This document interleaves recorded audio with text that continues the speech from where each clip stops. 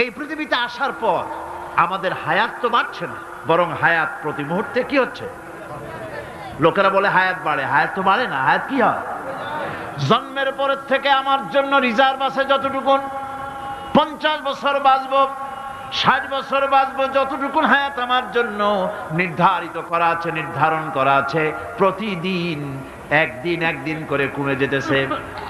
এজন্য আমি বলি, আমার বাড়িতে যে ঘড়িটা আছে, এই ঘড়িটা বেলা 1টার সময় ঢং করে একটা আওয়াজ দেয়, শ্রোতাকে শুনিয়ে দেয়, বাড়িওয়ালা তোমার জীবনের মূল্যবান হায়াত থেকে 1 ঘন্টা কমায়া দিলাম। 2টার সময় 2টা ঘন্টা লাগায় শোনায় দিল, বান্দারে তোমার জীবনের মূল্যবান সময় থেকে 2টি ঘন্টা কমে গেল। এমনি করে দিন গেল, মাস গেল, বছর গেল, আমাদের হুঁশ হলো না।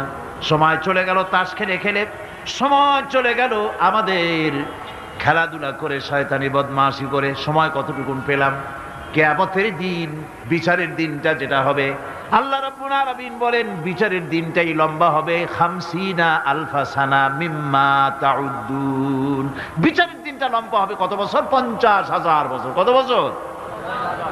দুনিয়ায় যেভাবে তুমি হিসাব করো, দুনিয়ার গণনা অনুযায়ী হাসরের বিচারের দিনটা হবে 50,000 বছরের মতো লম্বা।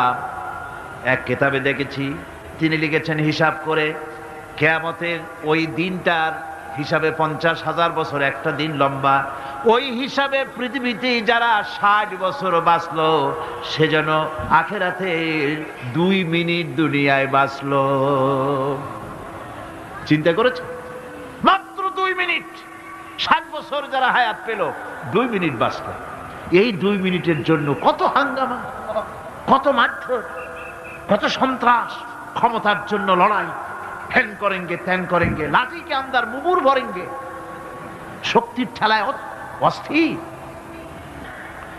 আমার বন্ধুগণ, সময় চলে যাচ্ছে, স্রোতের মতো করে কারো জন্য সময় অপেক্ষা করতেছে না। আমাদের মৃত্যু প্রতি মুহূর্তে কাছে চলে আসতেছে।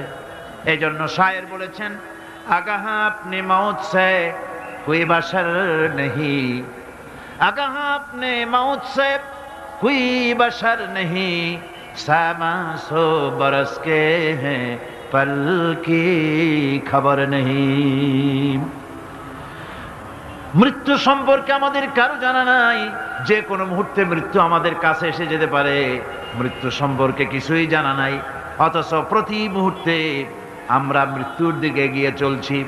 মাল সামান 100 বছর কি ধরে খাবো,